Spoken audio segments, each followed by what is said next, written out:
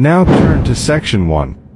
You are going to hear a conversation between Don and a rental agent. He hopes that his apartment problems can be solved. First, you have some time to look at questions 1 to 6.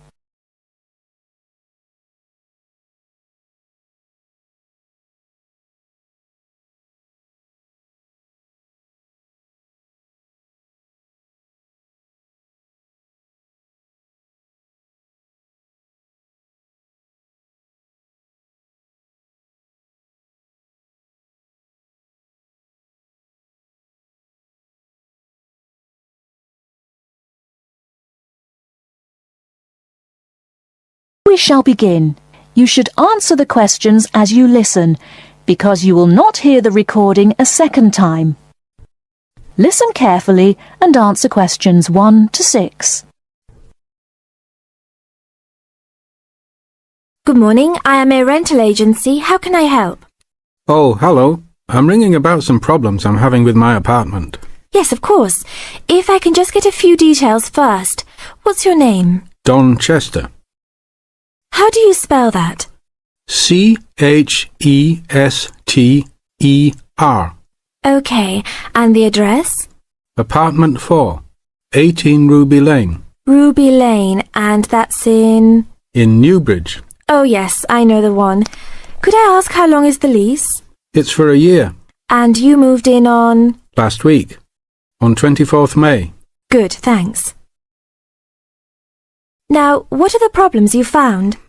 Well, nothing too serious, you know, but a few things that have been building up over a few days. Yes, of course. Well, the first thing is the fridge. The seal on the door is decayed, and we have a small child and need to keep milk cool, so we need to get that done straight away. Okay, that's the fridge for immediate repair. And then there's a little problem with the gas water heater. Uh-huh. The switch is broken. Right.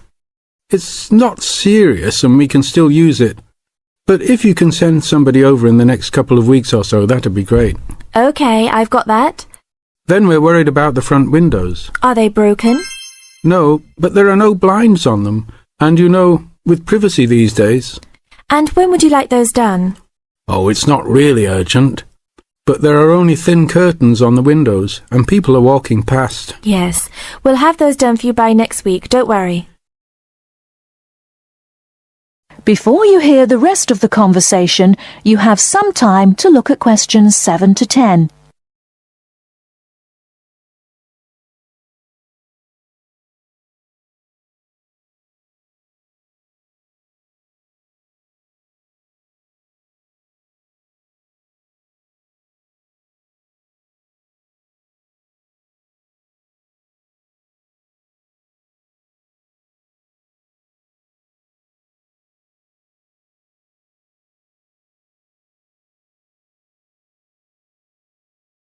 Now listen and answer questions 7 to 10. There are only thin curtains on the windows, and people are walking past. Yes, we'll have those done for you by next week, don't worry. And then there's the front door lock. It's getting quite annoying. It often jams and we sometimes have to fiddle with it for minutes before we can get in the apartment. I'd really like to get that fixed up right away. That's no problem. And then the last thing is the shower curtain. It's torn. Oh, right. We can get a new one and have it to you in the next week, if that's all right with you. Yes, that's okay. Anything else? No, that's all. Okay, fine. What we'll do now is get someone over to you this afternoon if you're home. Well, I'll be out for a short while. Okay. Tell us your preferred times. Well, the best time is about 2 o'clock. I'd have to check that with him. And if he can't get there then, what would be your second preference? Oh, any time up to 6 p.m. would be fine. Okay, I've got that. Great. Thanks very much. That's fine. Thank you for calling. Goodbye. Goodbye. That is the end of part 1. You now have half a minute to check your answers.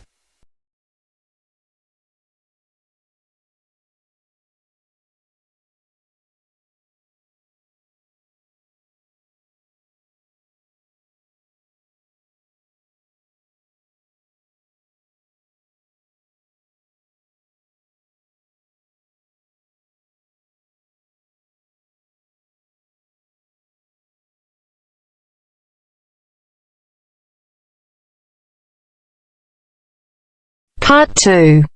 You are going to hear an interviewer who is interviewing Alan. He made a great discovery of Mungo National Park. First, look at questions 11 to 15.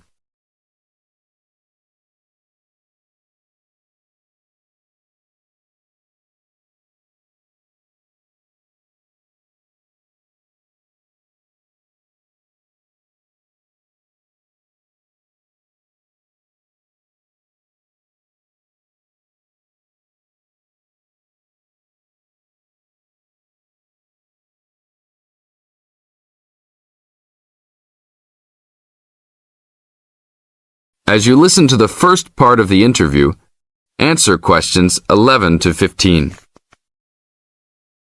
An event occurred in 1996 over a period of 3 days that attracted considerable attention at the time and led to a new find in Mungo National Park, which is the focal point of the Willandra Lakes World Heritage Area in New South Wales, Australia. I talked to Alan Moore, the organizer of this trip, about his experience. Alan, what was the purpose of your trip? Well, as you know, I love the outback and lead tours of people wanting to go into more remote parts of the country. However, I thought it was time for me too to have a holiday. So I packed up my family and we went to Mungo National Park. Why did you choose this location? It holds a record of Aboriginal life stretching back over 40,000 years.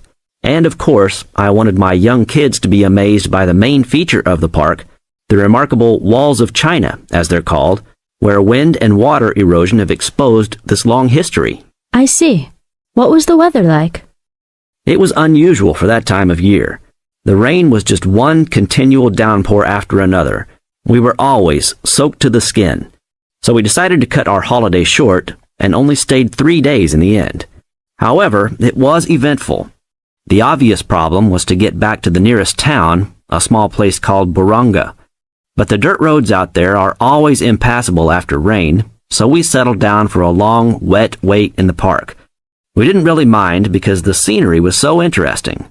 However, the kids wandered away without our noticing, and eventually we realized they must be lost. So we used our two-way radio to contact the park rangers and the police, and a helicopter was sent. Luckily, the kids were found within a few hours, but they'd made an important discovery.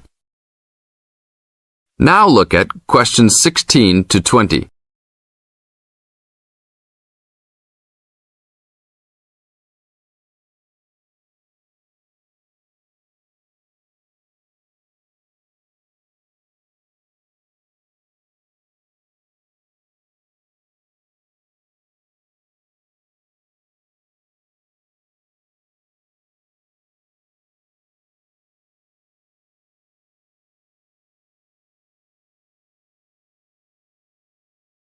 As the talk continues, answer questions 16 to 20. So, the trip was also eventful for another reason, wasn't it? Yes. They led us to some ancient Aboriginal art. The kids had taken shelter in a very small, low cave that was difficult to see from the outside. We were lucky to have another family camping in our location. When they heard us calling the kids, they immediately helped us search for them, and as the hours went by, they also provided us with much-needed support and encouragement. We really appreciated their help, and as we were already soaked through after looking for the kids for a couple of hours, they even made sure we had enough dry clothes to wear. The park ranger managed to get through to us to lead the search, and when the helicopter pilot notified us by two-way radio that he'd seen the children but was unable to land nearby, we were able to eventually find them very excited about what was in their little cave. And what did you think of their cave? Well, after squeezing in, I must say I was impressed, and managed to take a few photos of it before we left. There were many faint markings and dots on the wall. It was difficult to tell what they represented because they were so small, but people from the museum who have since visited there said the markings were similar to some other findings in the area, and later confirmed they were very old. Although it's now a protected site, the children like to call it their cave, and are allowed to visit it when a ranger can go with them. Thank you, Alan. If you go to Mungo National Park, you can see the entrance to the cave and some of Alan's photos at the ranger's station. Alan continues to lead tour groups in the outback, and if you want further information... That is the end of part 2. You now have half a minute to check your answers.